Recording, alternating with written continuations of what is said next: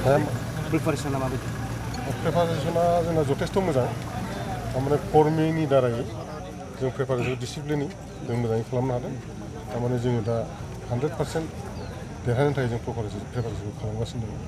दङ बिदि प्रिपारेसना जाजोब्बाय। बेसेसो भट लानानै देरहागोन होनना सानो? आंथ' सान्दों दिनैनि दिनाव जिहेतु माबाखौ जों नुवाखै जों आंनि कन्टेस्टखौ नुवाखै माने सोर जागोन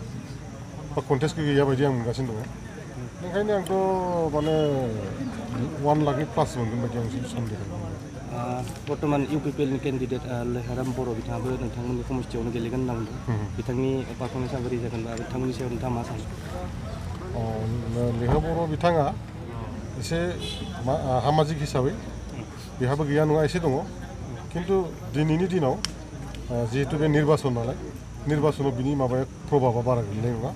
बे एकदम 100% आरो। देरहाखांनायनि उनाव नोंथांनि गिबि खामानि हिसाबै नोंथाङा मा खालामो?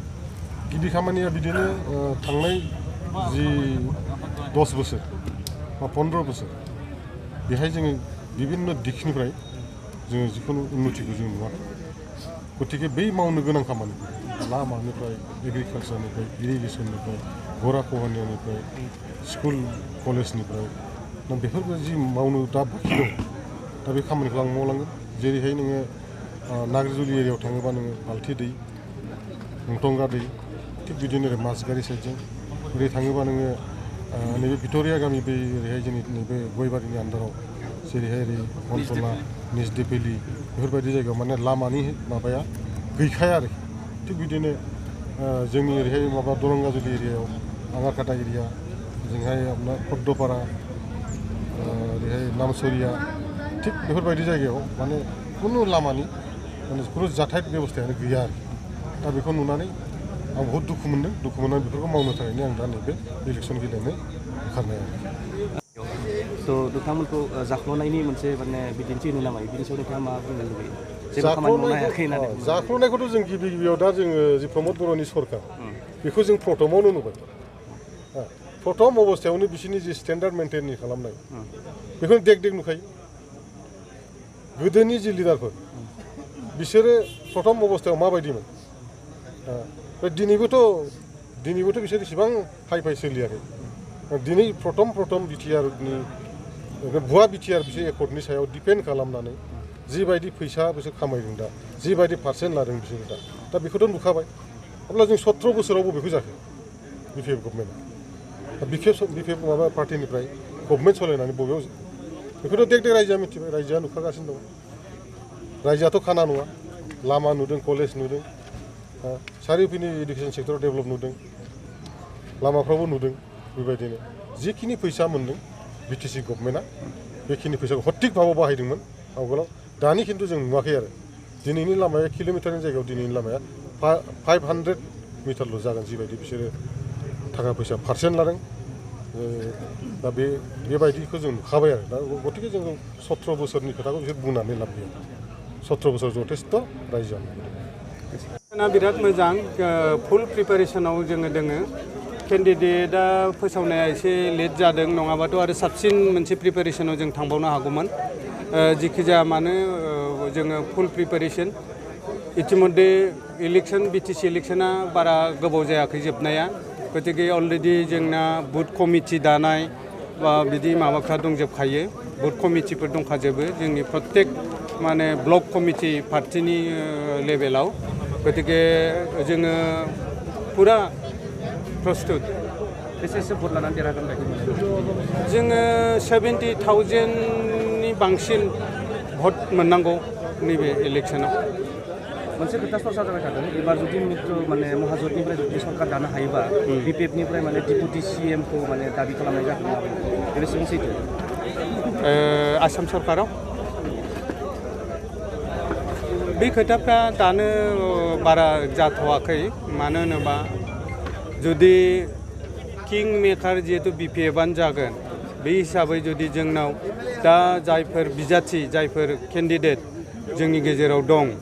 बिथांमोना जुदि मोजाङै मोजां देरहालांजोबोबा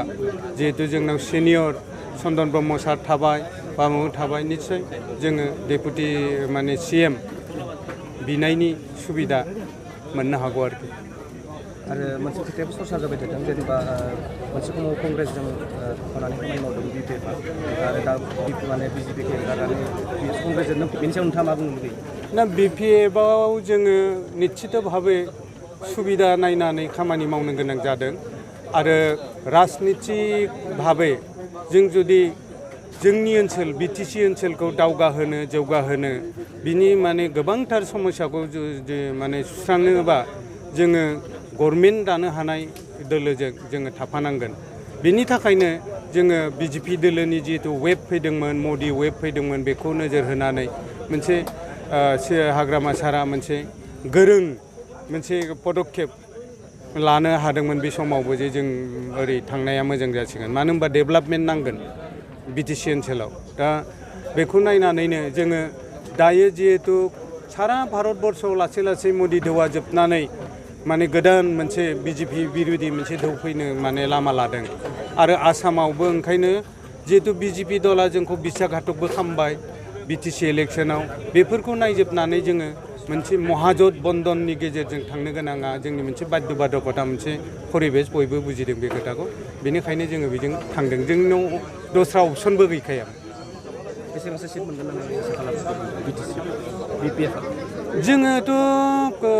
12थायावनो दा सम्भाबनाया सोलिगासिनो खिन्थु जोङो 10ता एकदम क्लियार पिक्साराव दं दासान्दि चिरां क'क्राझाराथ' फैखाजोबगोन मोनबा जोङो धरक सापागुरि बरमा तामुलपुर टाफ कन्टेस्ट होननानै लादों खिन्थु बिपिएफआनो देरहागोन तामुलपुरालागै 8ता जायो ओरै चिरांनि 2 ओरै क'क्राझारनि 3 8ता